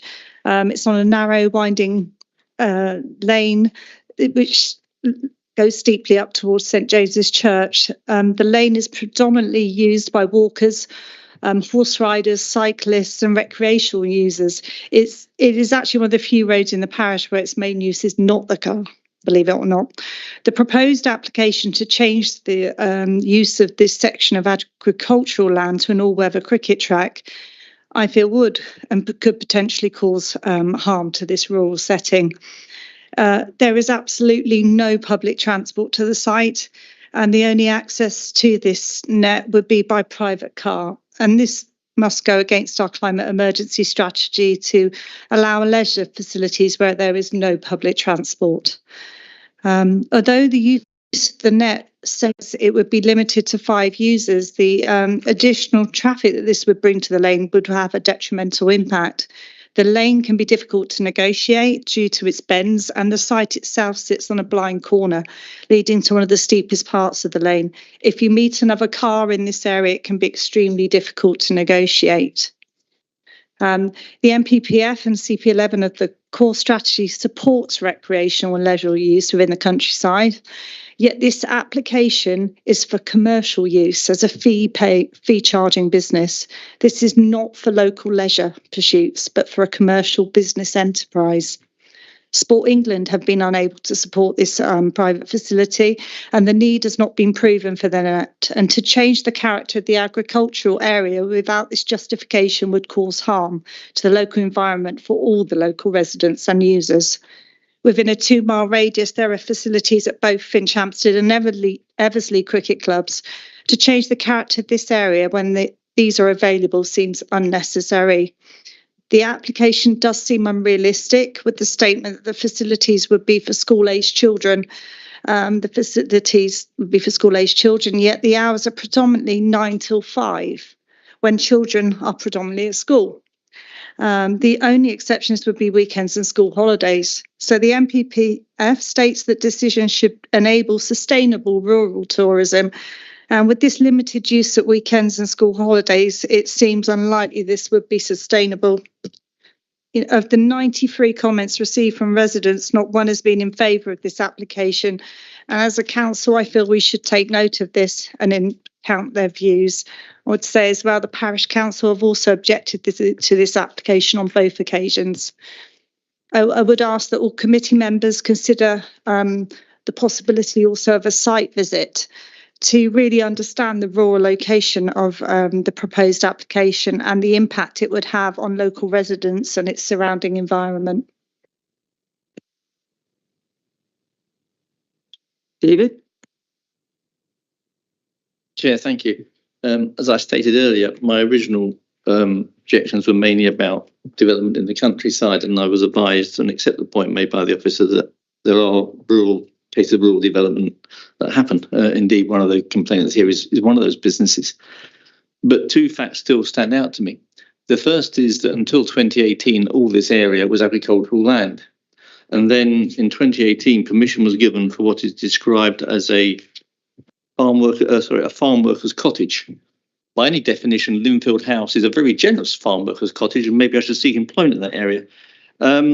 We now have a business appearing highly adjacent to it. The fence and the boundary line seems to be imminently flexible. Clearly, what was farmland wasn't farmland as part of the garden, and now suddenly is farmland again. And while I accept that I'm sure this is all legally correct, the fact is common sense says something is going on here that was not intended when this farm worker's cottage was given permission. Furthermore, although I applaud the fact that we are providing facilities for young people and indeed for training in sports, less than 800 yards from this site is Finchampton Memorial Park, which has more than adequate facilities for cricket and for other sports, and would no doubt welcome the operation of this sort of coaching business on that location, which is tailor-made for it. It has car parking facilities, it has a sports club, and is a well-recognised and a well-used sports venue. This is a much more appropriate location for this kind of development rather than a rural country lane, which, as Councillor Molgets has always said, is much more favoured by cyclists and walkers and horse riders than it is by vehicle users. Okay, Andrew? Thank you, Chair. My understanding is that this application is before the committee for redetermination after the original approval was quashed following a judicial review. And I have a number of questions. I'd like to begin with a number of questions about the judicial review and some of its conclusions. Firstly, Mark, could you please confirm whether any new information, in addition to the report from an equine behaviour specialist and copies of letters from the owner of Weaklands Farm have been received since that original application? Is there any other information, in other words, that the committee that has been received that the committee may not be aware of? There has been additional information in the form of third-party representations, but the committee are fully aware of that, and they are all online. So that's the bulk of the additional information received. Okay, so it's all the things which are listed online. There's nothing additional. Thank you. Could you please summarise for us the specific reasons cited by the judicial review for quashing the original determination, and specifically whether these included potential impacts of noise on all horses and horse riders in the vicinity, including users of White Horse Lane, and not just on Weaklands Farm, which seems to be the focus of the equine behaviour specialist report? No, so I'll read again what the consent order states. It said the council failed to ensure that it has sufficient expertise to address the objection to the proposed development that the sudden surprising noise of a bull striking a cricket bat would spook horses being recreationally ridden down White Horse Lane. The report was inadequate in addressing those reasons. So that's the specific reason for the consent order. Yeah, that's the specific reason for it. Thank you. Is it true to say that the report of the equine behaviour specialist, though, is focused on impacts primarily or possibly exclusively on impacts on Weaklands Farm? No, I'd strongly disagree with that. I think it takes into account all.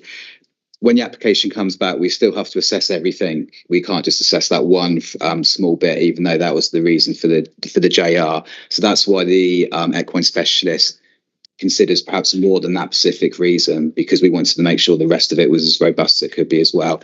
But they do specifically take into account horses using White Horse Lane and the impact of the development on them. And obviously as well in the officer's report, you can see there's various other comments about that as well and assessments towards that. Okay, thank you for that. I'd like to move on, if I may, to a slightly different issue.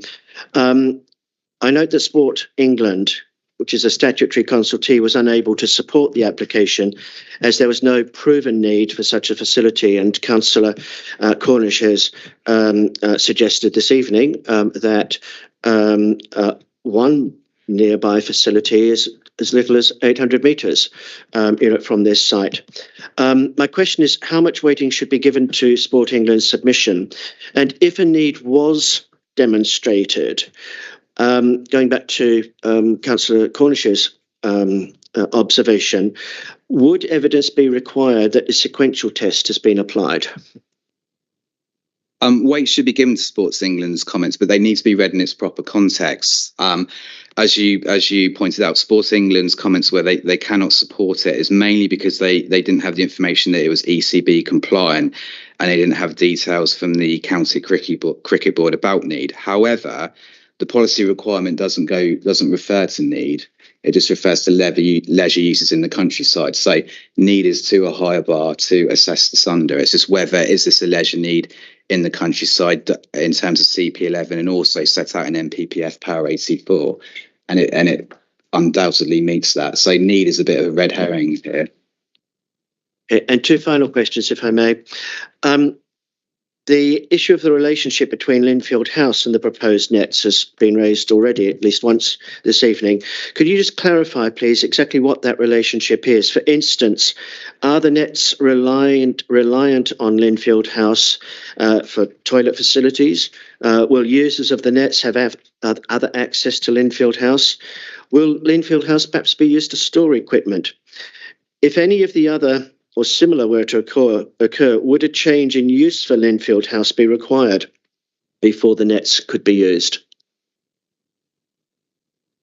So in terms of Linfield House, the nets are proposed to be used by a separate applicant, which would be Phil West Coaching. They weren't the applicant, but they are the intended user of it. There'd be no bleeding through of uses, so it wouldn't be the case where occupants would be able to use the toilet. If such instances did occur, then it would be up to enforcement to perhaps take action on that, of whether there was a material change of use of the residential property occurring. But that's not what's before members.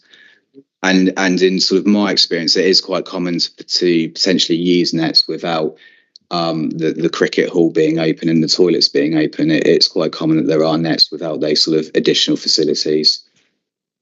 Thanks for that, Mark. And just one final question, if I may. The Councillor Cornish again mentioned that his original concerns, I think, included some concerns relating to the Finch-Hampstead neighbourhood development plan. Now, set aside the weighting that the Finch-Hampstead neighbourhood development plan may or may not have been given that it's currently at the examination stage. Could you please explain the circumstances? And in that plan, my understanding is that one of the they identify this as a site that's very important in maintaining separation between more developed areas. So could you please explain the circumstances under which maintaining a separation gap between developed areas can be a material planning consideration?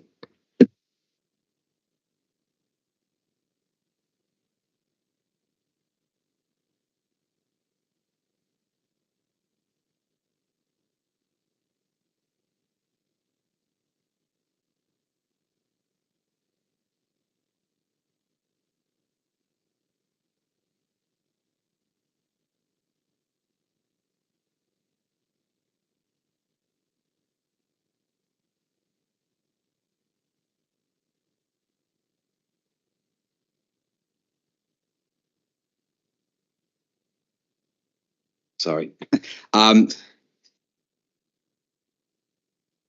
Going back to it, so in terms of the Finchstead neighbourhood plan, only limited weight can be given to that at the moment. It's been independently examined, and I've been advised by our policy team that the independent examiner has advised on modifications on policy. So we need to be very mindful of that. We've taken the view that looking at the policies is not really determinative to this application in terms of our current development plan policies and the framework.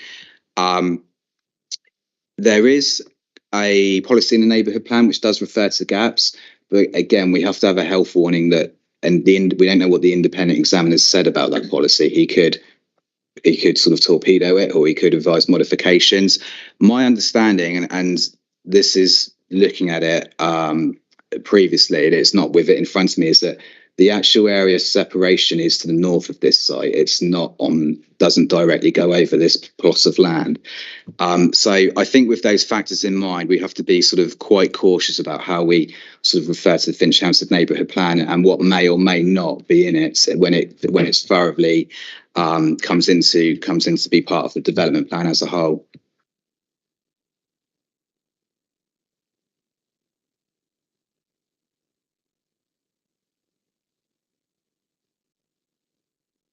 Okay, thanks. Okay, well, first, can I just ask then, I mean, this is a current planning enforcement out against, if they've enclosed all this agricultural land, are you currently pursuing them for planning enforcement on that? It would be reliant on the outcome of this application, essentially, because obviously if it's approved, this application, then those enforcement concerns would largely melt away. I think there would still be a corner of the garden which would then need to go through the proper process, but that's where we are. So if it's refused, then we would go through the usual enforcement process and see whether it's expedient to take action. Just remember, I mean, last month we we refused a couple of sort of unobtrusive buildings on an existing commercial site in the countryside, widely quoting policy CP11. And here, this is on a prominent. It's if you go down that bridleway, this is a prominent site on the horizon in green countryside, and CP11 seems to be used to support it. I mean, it all seems a bit mixed up to me. I mean, my reading of CP11 would say it doesn't support this site at all. This is an unacceptable development in the countryside. I can't see where CP11 supports it. Yeah, just coming back on that. I mean, it's supported by point 1 because it is what we would consider it promotes recreation enjoyment of the countryside, and cricket is obviously quite a common pastime in the countryside. In terms of the impact, in terms of visual impacts, what CP11 states is that it should not lead to excessive encroachment or expansion of development away from original buildings. So what it doesn't say is no development, no development in the countryside. It's the excessive expansion. That's the point that we would need to home in on is this an excessive encroachment or expansion? And our view and the view of the council's landscape officer is that it wouldn't be. And it might help actually if I can sort of go back to my slides, actually might be sort of helpful.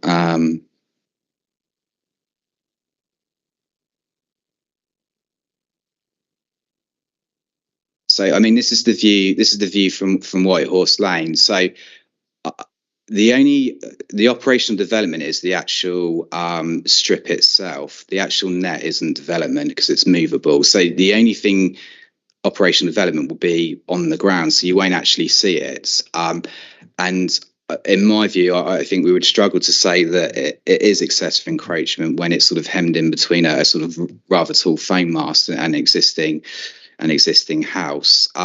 In terms of its visual, how visible it is from White Horse Lane, again, I don't think you would see it really. I think you may glimpse the net depending on where they move it to, but there's substantial screening there. It's set off the road. And again, the actual operational development is only the astroturf in the ground. There may be some additional fencing to separate it from Linfield House. But again, that fencing would have been there in any case, what was approved with the original property. So in my view, in the officer's opinion, it's not excessive encroachment or expansion development, and it does comply with CP11.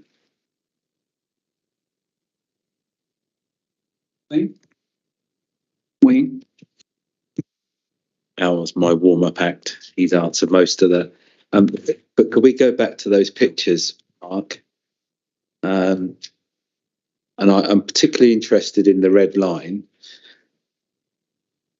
next to Linfield House. You did it earlier when you were doing your presentation. So the stretch, what we're talking about, the yellow area. Sorry, no. So that's a very rough estimation of where it would be, just to sort of draw men's attention. Is there any way that you could show me the original boundary which doesn't take into account any of the agricultural land? I believe it would be the plan to the left. The square above it should be the boundary of what was approved at Appeal. Right. So okay. So the red line is the additional what would be approved as part of this application. Right. Okay, thanks. And sorry, can I just building on the point about enforcement, because this has been going on since 2000. Well, this first application would have been put in before it was JR'd. When did that date back to? 2000. I think the original decision was August 2021. All right. Okay. Thank you. I do have a few questions. One, in the agricultural land here, couldn't they be using very loud and very striking agricultural machinery? Because being near a farm, you can almost lose your hearing sometimes. So I'm just wondering how that would affect horses. And what about dirt bikes going up the bridle path? I don't know how it would be enforced. I can't imagine the police chasing them down the street. And I think dirt bikes would probably make more of a loud noise than cricket bats. So. In terms of the agricultural land, yes, I mean, agriculture does make noise, certain processes. Have you sat next to a tractor when it's running? So that is a factor. In terms of the bridle path, I think what we've more looked at is the kind of noise and uses that would occur down the road itself, which is obviously a public highway. So obviously some vehicles are louder than others. So that's something as well that would which is just a normal part of sort of travelling down a public highway, that there is noise from vehicles, essentially. Wouldn't that also startle horses and or motorcycles or horns or other things making loud noises suddenly that they weren't used to? Saying this is hitting the bat is going to make the noise, but is it any different than having other noises? Because horses do startle with certain things. Certain horses are very good and they're very quiet and very respectful and all the things, but loud noises do affect people and horses. I think your observation is a fair one of what you've said. And look, in terms of how we've assessed it on its merits. We haven't sort of taken into account that, sort of heavy duty lorries would be rolling down the road and creating all kinds of noise. So that's not how we've approached it. But I think your observation is material. Someone hitting potholes along the way.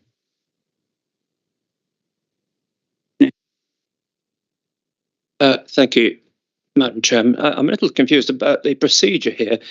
This planning application, this very planning application, received planning consent in 2021.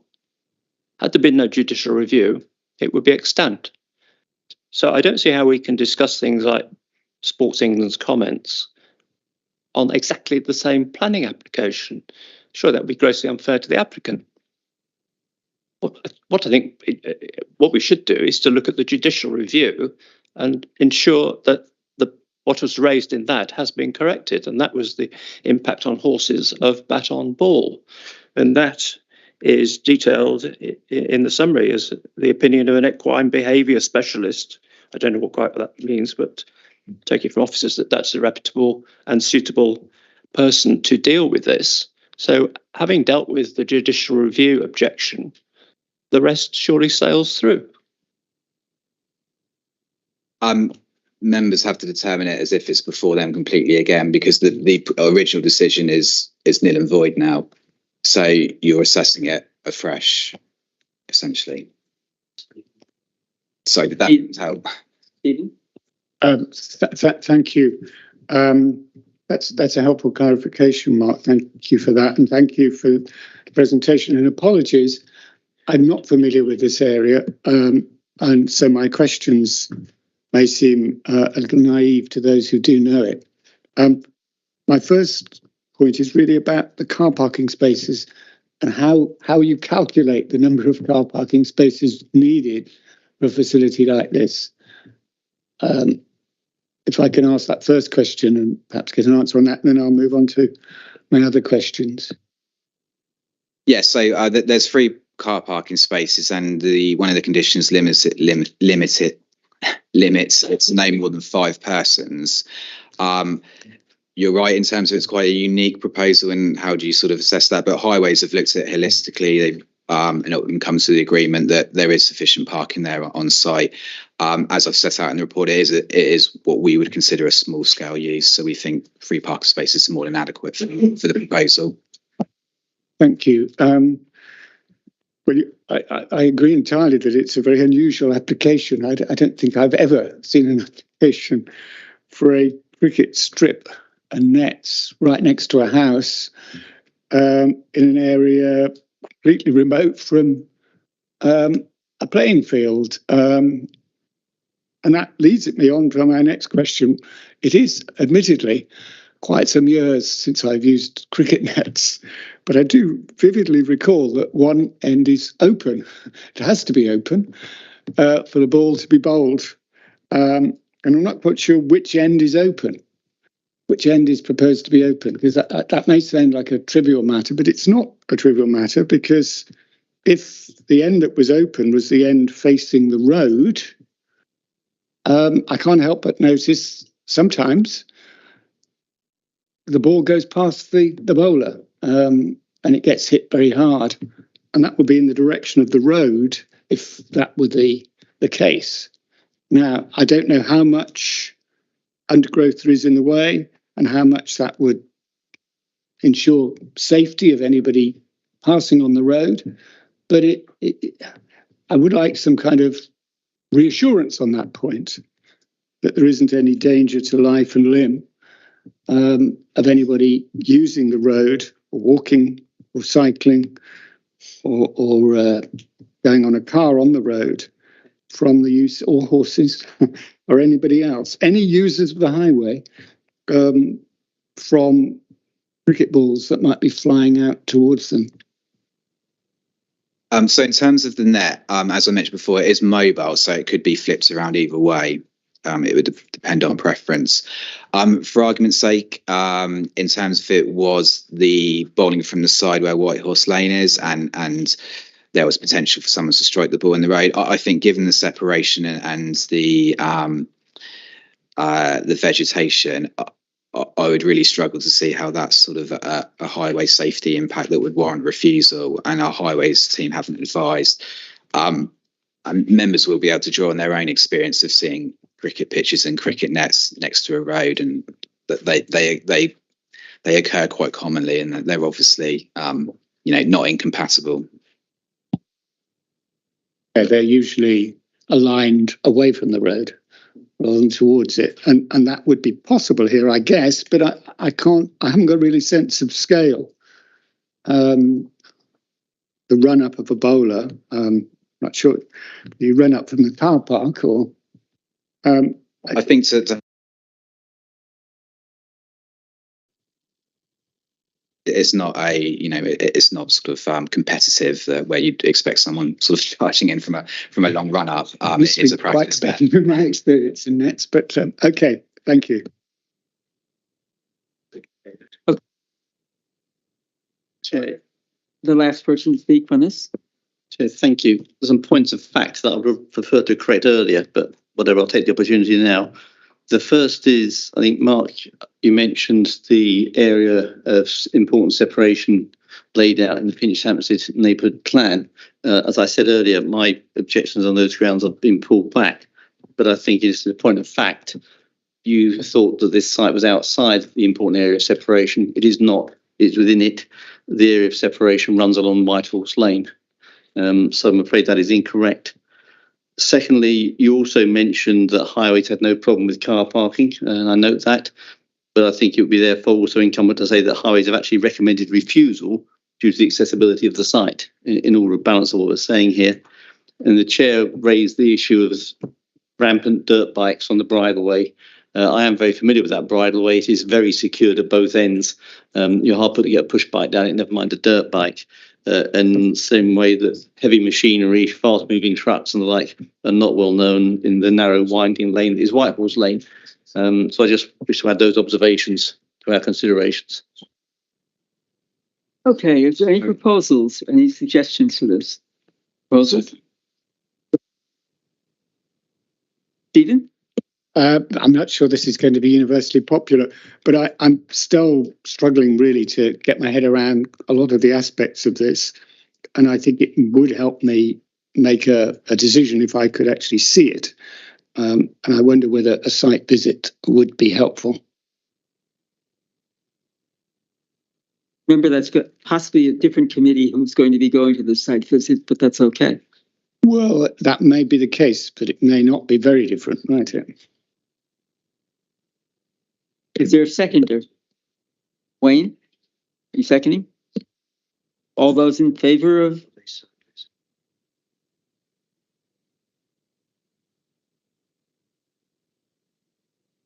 And okay, that's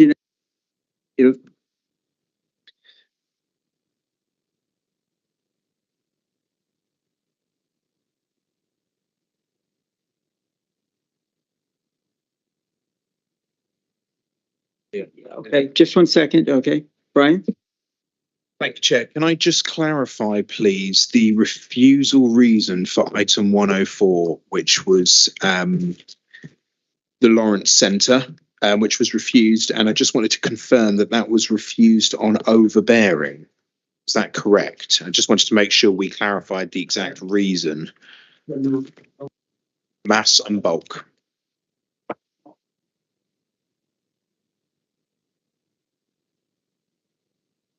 Thank you, Stephen.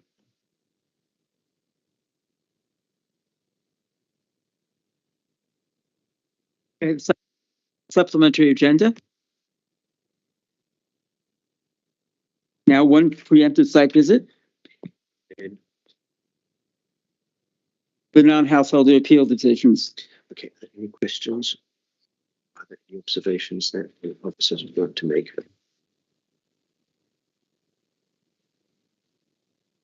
Yes. No observations, Chair. Members will note the non-householder appeal decisions that are reported at the end of the supplementary for this quarter. Stephen, would you like to make a statement? I would, if I may. Thank you. I'm very sorry that John Kaiser wasn't able to attend this evening, but I would like us to put on record our thanks to John for his service on this committee over many years and his service to the council over many years. He was a valued member of the committee. He had a lot of knowledge of planning. He is standing down in these elections, which is why we know he will not be with us in the future. So I think it's appropriate to record our thanks to him. And while I'm about it, could I also record our thanks, as this is the last meeting prior to the local elections, can I record our thanks to all of the officers in the planning department for their hard work over the last year. We really do appreciate it. I'd like to say thank you for all the members who have been here and put up with all of the things that we put up with during this year. And some of us will be back, some of us won't be back. We don't know who's going to be back. These elections are coming up on the 4th of May. So please go out and vote. The meeting is now closed.